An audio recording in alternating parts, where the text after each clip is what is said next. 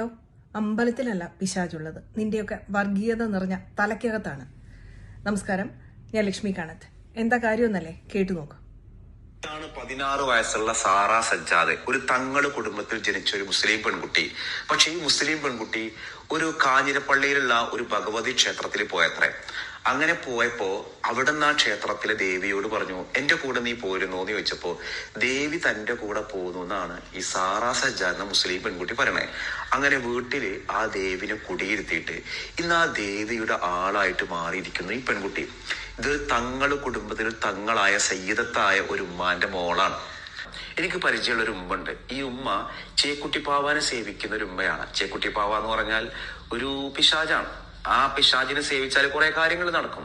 അപ്പൊ അതിൻ്റെതായ കുറെ ചിട്ടവട്ടങ്ങളൊക്കെ ഉണ്ട്. ഇവരുടെ വീട്ടില് സ്വർണം കാണാതായാലും, കുട്ടികളുടെ കല്യാണത്തിന്, വീട്ടിലെന്തെങ്കിലും പ്രശ്നങ്ങൾ ഉണ്ടെങ്കിൽ ഇതൊക്കെ ഇവരെടുത്ത് വന്ന് പരിഹരിക്കാൻ അവർക്ക് ചില പരിഹാര മാർഗങ്ങളുണ്ട്.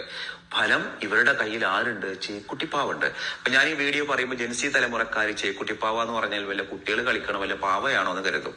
കുട്ടികൾ കളിക്കണ പാവയല്ല, ചേക്കുട്ടിപ്പാവ എന്ന് പറഞ്ഞൊരു പിശാചാണ്. ഇതിനെ സ്വീകരിച്ചിട്ടിരുന്ന പല മുസ്ലിം ഉമ്മമാരുണ്ട്. ഇങ്ങനെ കുറെ അന്ധവിശ്വാസങ്ങളുടെ പിറകെ പോകുമ്പോഴാണ് നമ്മൾ ഈ ഭഗവതി ക്ഷേത്രത്തിലൊക്കെ പോയിട്ട് നമ്മുടെ പ്രശ്നങ്ങളും പ്രയാസങ്ങളും ക്ഷേത്രത്തിൽ പോയി പറഞ്ഞ് ആ ഭഗവതി സഹായിക്കും, അല്ലെങ്കിൽ ഈ പണിക്കര് സഹായിക്കും, അല്ലെങ്കിൽ ഈ മൊയ്ലിയര് സഹായിക്കും, ഇങ്ങനെയുള്ള വിശ്വാസങ്ങളിലേക്കും അന്ധവിശ്വാസങ്ങളിലേക്കും അനാചാരങ്ങളിലേക്കൊക്കെ നമ്മൾ പോണത്. അങ്ങനെ ഈ ചേക്കുട്ടിപ്പാവ് കയറി ഉമ്മ എല്ലാം. അതെ, ഹിന്ദുവിന്റെ വിശ്വാസങ്ങളെല്ലാം അന്ധവിശ്വാസങ്ങളും അനാചാരങ്ങളും. ഏതെങ്കിലും ഹിന്ദു അഹിന്ദുക്കള് മറ്റ് വിശ്വാസികള് ആരായാലും പിശാചുക്കളെയാണ് ആരാധിക്കുന്നത് എന്ന് പറയോ? ഇല്ല. കാരണം എന്താണ്? ഹിന്ദുക്കളെ അത് പഠിപ്പിച്ചിട്ടില്ല.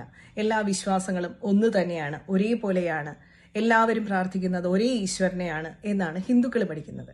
അല്ലാതെ ഇവനെ പോലെ ഇരുന്നിട്ട് ഹിന്ദുവിന്റെ ഭഗവതി പിശാചാണ്, അന്ധവിശ്വാസമാണ്, അനാചാരം ആണ് എന്നൊന്നും പറയില്ല.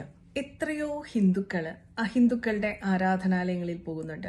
ഭീമപള്ളിയിൽ പോകുന്നുണ്ട്, വേളാങ്കണ്ണിയിൽ പോകുന്നുണ്ട്, അതുപോലെ കടുവാപ്പള്ളിയിൽ പോകുന്നുണ്ട്.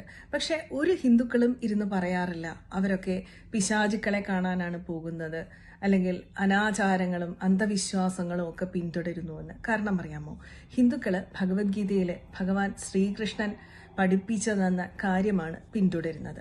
ആകാശാത് പതിതം തോയം യഥാഗച്ഛതി സാഗരം സർവദേവ നമസ്കാരം കേശവം പ്രതിഗച്ഛതി എന്നാണ് സാക്ഷാൽ ശ്രീകൃഷ്ണ ഭഗവാൻ പറഞ്ഞിട്ടുള്ളത്. അതായത് ആകാശത്തിൽ നിന്ന് പതിക്കുന്ന വെള്ളം എങ്ങനെയാണോ നദികളിലൂടെയും പുഴകളിലൂടെയും എല്ലാം ഒഴുകി ഒരേ സാഗരത്തിൽ ഒടുവിൽ എത്തിച്ചേരുന്നത്, അതുപോലെ ആര് ഏത് രൂപത്തിൽ എങ്ങനെ ആരാധിച്ചാലും ഒരേ ഈശ്വരനിൽ തന്നെയാണ് ആ ആരാധനകളെല്ലാം എത്തുന്നത് എന്നുള്ളതാണ് ഹിന്ദുക്കൾ പഠിക്കുന്നത്. അതുകൊണ്ടാണ് ഇയാളെപ്പോലെ ഇരുന്ന് ഇതുപോലെ വിഡ്ഢിത്തങ്ങളും വിവരദോഷങ്ങളും ഒന്നും വിളിച്ചു പറയാത്തത്.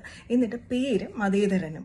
ഭാരതത്തിലെ ആയിരക്കണക്കിന് ക്ഷേത്രങ്ങളിലേക്ക് ആരും വിളിക്കാതെ, ഒരു മതകൽപ്പനയും മതപുരോഹിതന്റെ ഉത്തരവുമില്ലാതെ ഇത്രയും ലക്ഷക്കണക്കിന് കോടിക്കണക്കിന് ജനങ്ങൾ വീണ്ടും വീണ്ടും എത്തിക്കൊണ്ടിരിക്കുന്നത് എന്തുകൊണ്ടാണെന്നറിയാമോ?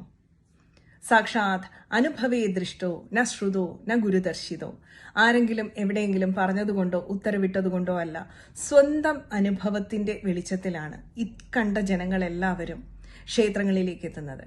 അഹിന്ദുക്കൾ എത്രയോ പേര് രഹസ്യമായിട്ട് ക്ഷേത്ര ദർശനം ചെയ്യുന്നുണ്ട്.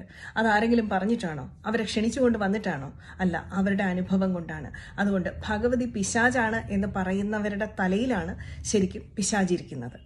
ഏകം സത്വിപ്ര ബഹുധാ വദന്തി. ഒരൊറ്റ ഈശ്വരനേ ഉള്ളൂ ഈ ലോകത്ത്. ആ ഈശ്വരനെ അറിയുന്നവർ ആ സങ്കല്പത്തെ അല്ലെങ്കിൽ ശക്തിയെ പല രൂപത്തിൽ വിളിക്കുന്നു. പ്രപഞ്ചം മുഴുവനും ഈശ്വര ചൈതന്യമുണ്ട്. എന്നാൽ ക്ഷേത്രങ്ങൾ എന്ന് പറയുന്നത് ആ ചൈതന്യത്തെ മൂർത്തിമത് ഭാവത്തിൽ കേന്ദ്രീകരിച്ച് പ്രതിഷ്ഠിച്ച് ആരാധിക്കുന്ന ഇടങ്ങളാണ്. മന്ത്രതന്ത്രാദികളും അതുപോലെ ആചാരാനുഷ്ഠാനങ്ങളും കൊണ്ടാണ് ആ ഊർജകേന്ദ്രം അങ്ങനെ തന്നെ നിലനിർത്തുന്നത്. എന്തായാലും ഹിന്ദുവിന്റെ ഈശ്വര സങ്കല്പങ്ങളെല്ലാം, സങ്കല്പം എന്ന് പറഞ്ഞാൽ നന്നായി കൽപ്പിക്കപ്പെട്ടിട്ടുള്ളത്, അല്ലാതെ ആലോചിച്ച് ഭാവനയിലുണ്ടാക്കുക എന്നുള്ള അർത്ഥത്തിലല്ല. ഹൈന്ദവ സങ്കല്പങ്ങളെല്ലാം തന്നെ, ഈശ്വര സങ്കല്പങ്ങളെല്ലാം തന്നെ ഈ ഭാരതത്തിൽ ജനിച്ച് ഇവിടെ ജീവിച്ച് ഇവിടെ ഹിന്ദുക്കളോടൊപ്പം കഴിയുന്ന ഈശ്വര സങ്കല്പങ്ങളാണ്. അതുകൊണ്ട് തന്നെ ഹിന്ദുക്കൾക്ക് ഹിന്ദുവിന്റെ ഈശ്വരനെ കാണാനായിട്ട് വിദേശത്തേക്ക് ഫ്ലൈറ്റും പിടിച്ചു പോകേണ്ട ഒരാവശ്യവുമില്ല. അതുള്ളവര് ഇങ്ങനെ ഹിന്ദുവിനെ ഹിന്ദുവിൻ്റെ ആചാരാനുഷ്ഠാനങ്ങളെ, ക്ഷേത്രങ്ങളിലിരിക്കുന്ന ദൈവസങ്കല്പങ്ങളെയൊക്കെ പിശാചെന്ന് വിളിക്കുന്നത് അസൂയ കൊണ്ടാണ്. കാരണം അവർക്ക് സ്വന്തമായിട്ടൊന്നും ഇവിടെ ഇല്ലല്ലോ. ബുദ്ധിയുള്ളവർക്ക് മനസ്സിലാക്കേണ്ട തത്വമാണ് ഭഗവതി. അല്ലാതെ ഇതുപോലെയുള്ള മതേതരന്മാർക്ക്, തലയിൽ പിശാചുള്ളവർക്ക് മനസ്സിലാക്കാൻ പറ്റുന്ന ഒരു തത്വമല്ല ഭഗവതി. മേധേ സരസ്വതി വരേ ഭൂതി ഭാബ്രവി താമസി എന്നാണ് ദേവിയെ വിശേഷിപ്പിക്കുന്നത്. അതുപോലെ ലളിതാ സഹസ്രനാമത്തിൽ ഭവാനി ഭാവനാഗമ്യ എന്ന് പറയുന്നുണ്ട്. പ്രപഞ്ചത്തിൻ്റെ ഊർജവും ജീവനുമാണ് ദേവി. ആ ദേവിയെ മനസ്സിലാക്കണമെങ്കിൽ ബുദ്ധി കൊണ്ട് മാത്രമേ സാധിക്കൂ.